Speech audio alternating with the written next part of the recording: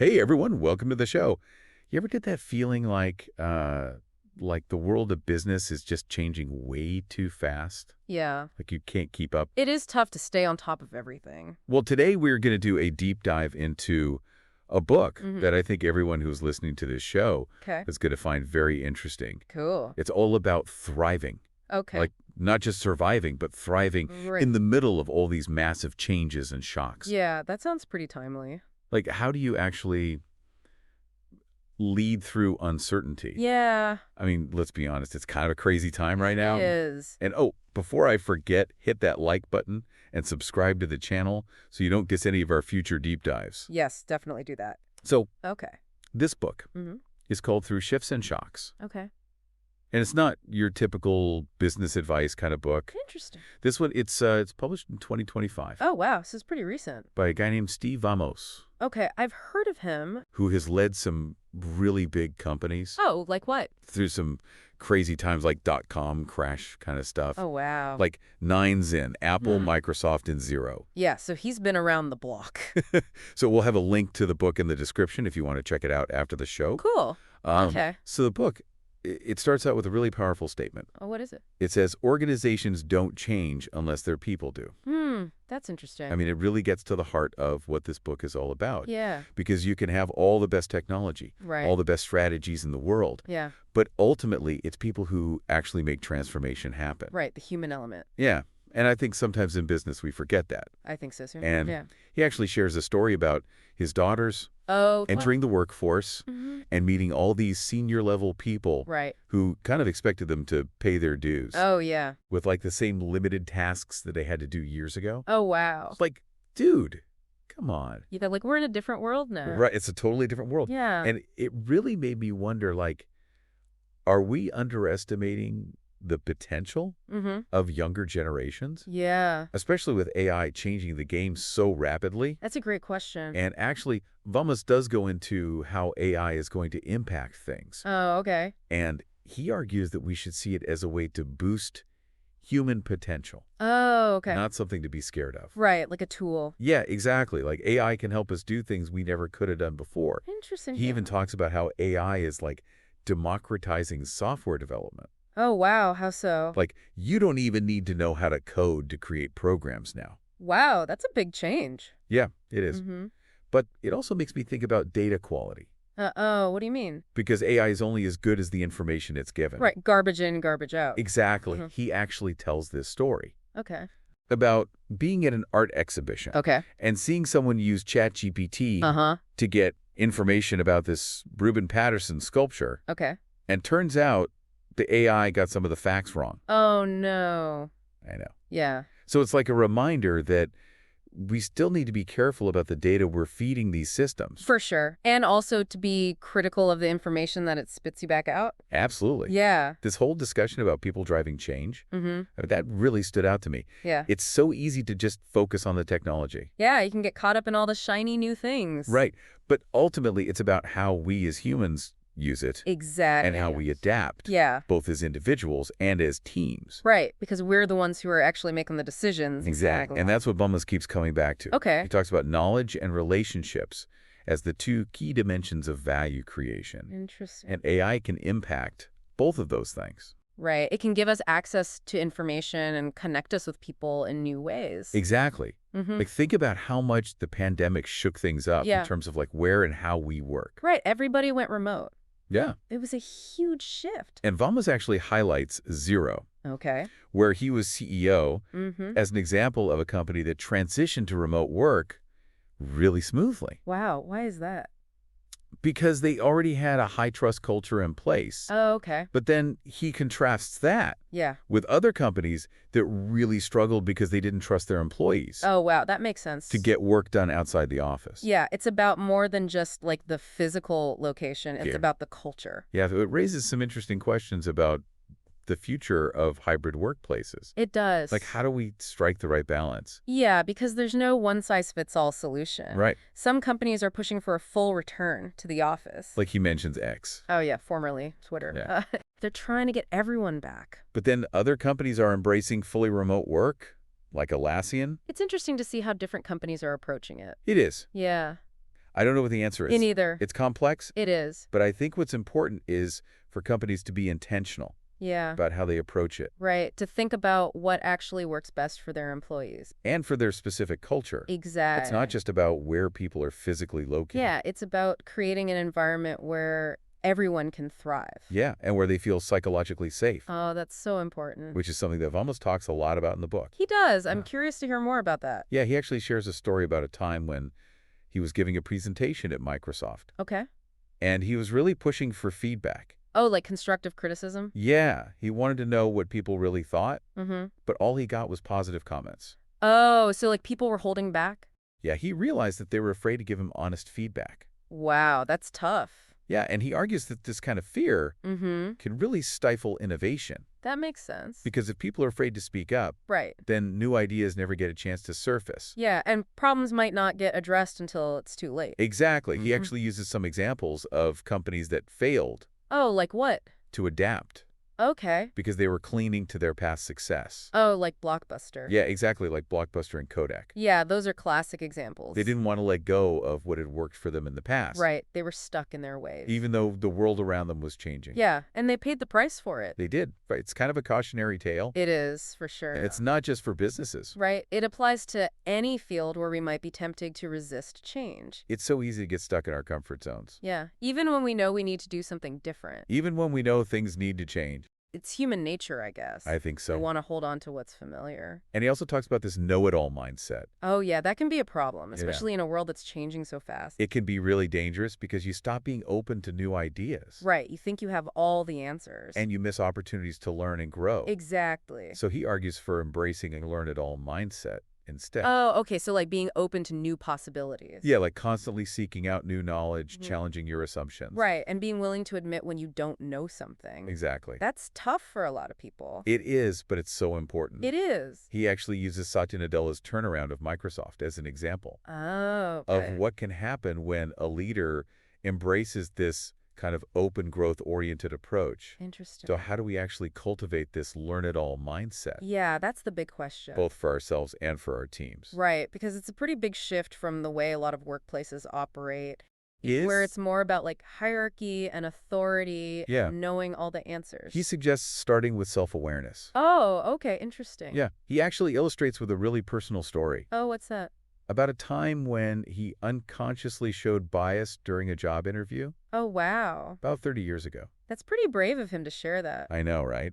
Especially in a book about leadership. It's refreshing to see that kind of vulnerability. Yeah, it makes him seem more human, Right. and it highlights how even well-intentioned people can fall into these traps. It's true. We all have biases, We do. whether we're aware of them or not. And the first step is to acknowledge them. Right. And then we can start to work on mitigating their impact, Exactly. especially when it comes to creating a more inclusive and equitable workplace. And that ties back to the idea of psychological safety. Yeah, like creating an environment where people feel safe to speak up Exactly. and share their ideas. Because if people are afraid to make mistakes Right.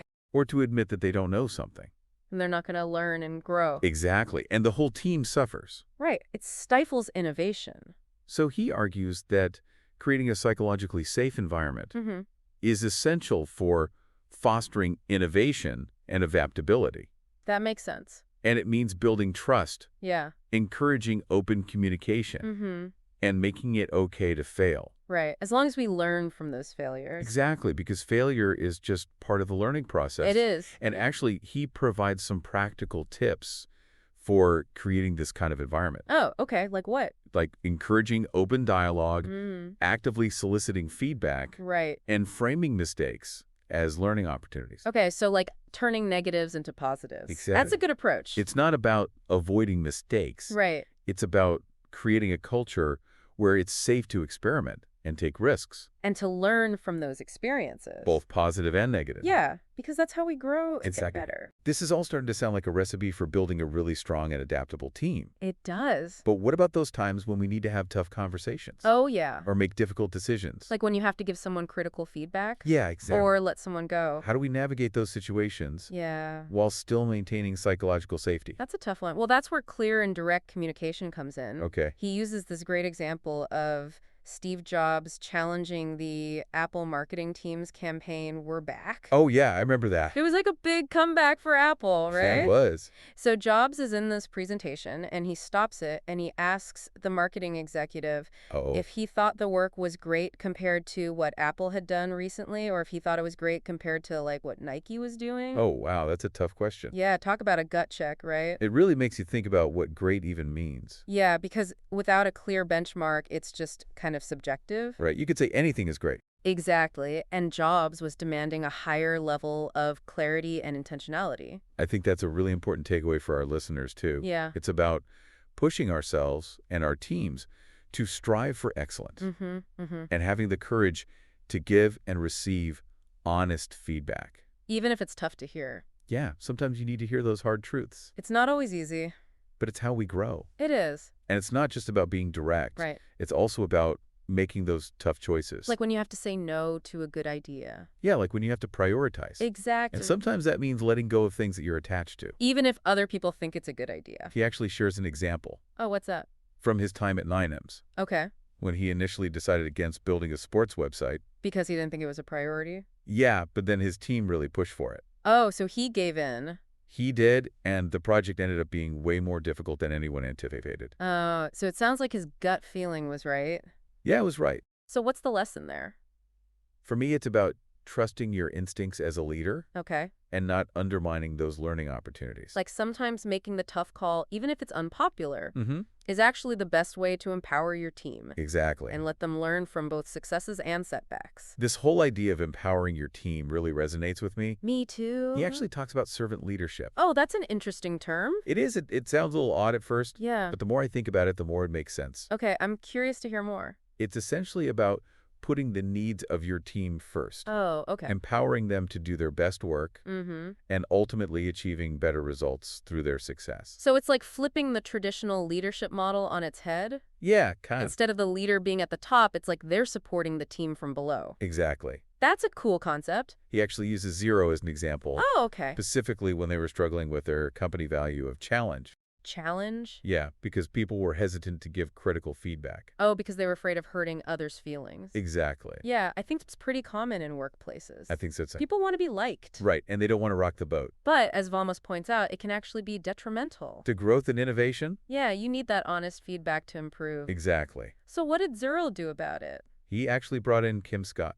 Oh, the author of Radical Candor. Yeah, have you read that book? I haven't, but I've heard of it. It's all about giving feedback that's both kind and clear. Oh, okay. So like caring personally while challenging directly. Yeah. That's a good approach. And it really resonates with what Vamos is saying. About psychological safety. Exactly. Creating an environment where people feel safe to speak their truth. And challenge ideas. And have those difficult conversations without fear of retribution. And you know what's interesting? What? This whole idea connects to Google's Project Aristotle, Oh, yeah, I've heard of that. where they found that psychological safety is actually a key factor in high-performing teams. So it's not just about feeling good.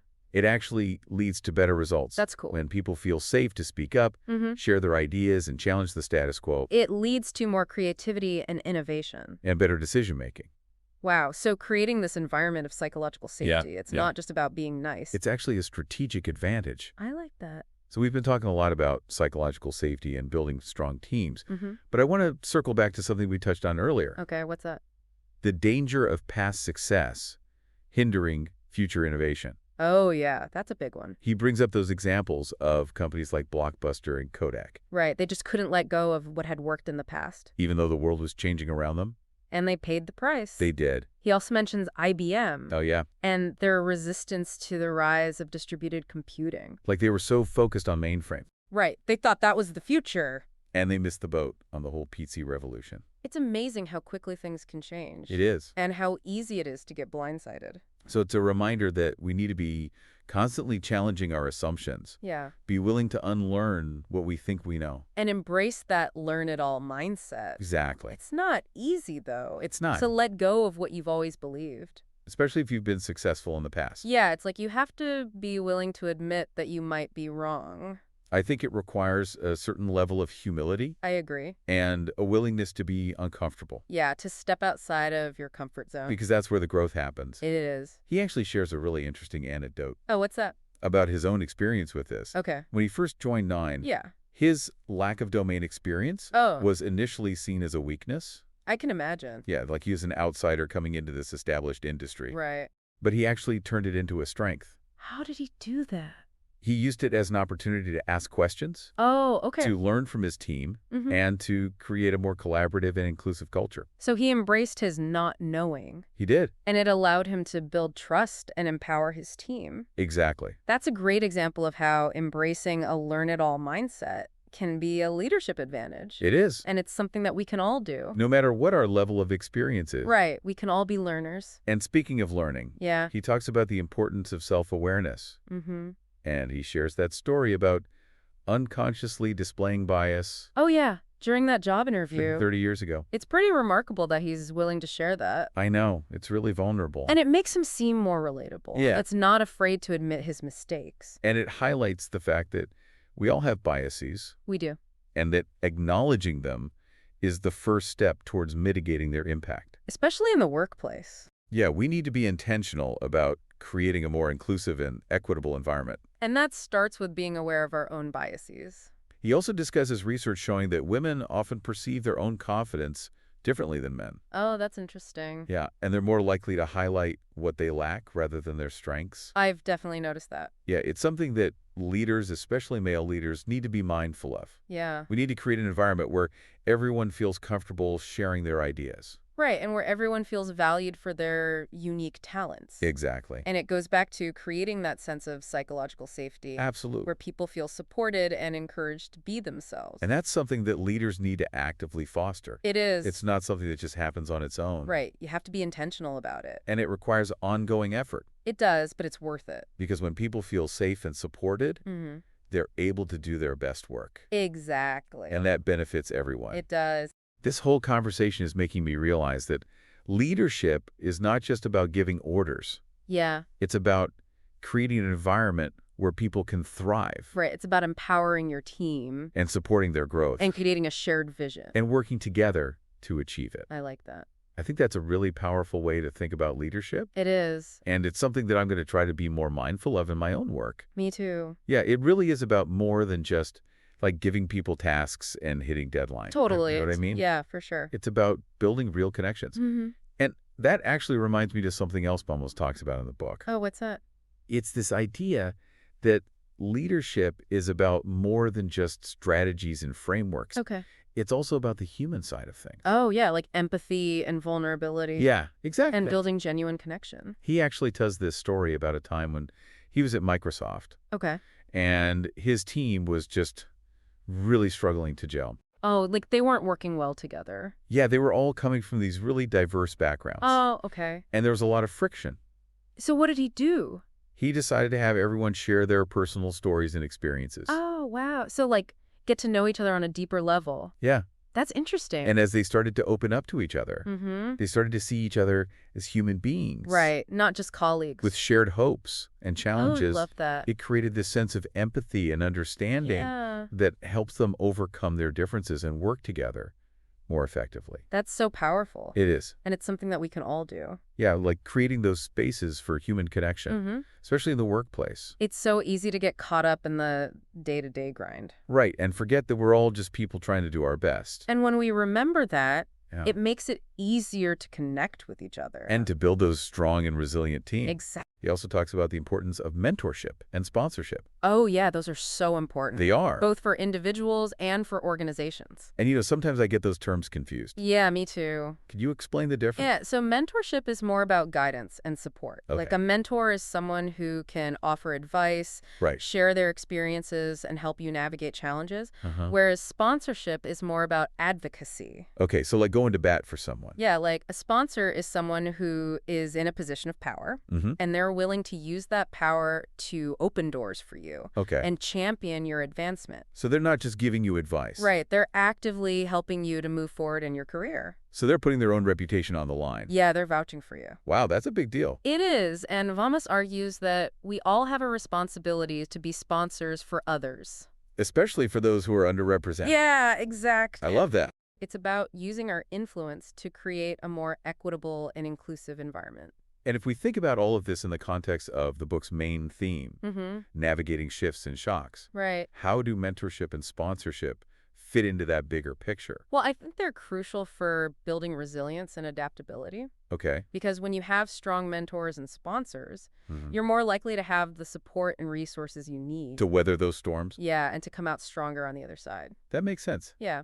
Wow, this has been such a great conversation. It is. I feel like I've learned so much from Steve Dunlop's book. Me too. Through shifts and shock. It's really thought-provoking. It is. And inspiring. So for our listeners, if you're looking for a book that will challenge you to rethink your approach to leadership and give you practical tools to thrive in this crazy world. Yes, definitely check it out. We highly recommend it. It's a good one. You can find a link to the book in the episode description. And we'd love to hear from you. Yes. What resonated most with you from today's deep dive? Share your thoughts in the comments below. And don't forget to like this episode. And subscribe to the channel. So you don't miss any of our future deep dives. Until next time, keep learning, keep growing, and keep leading with courage and compassion.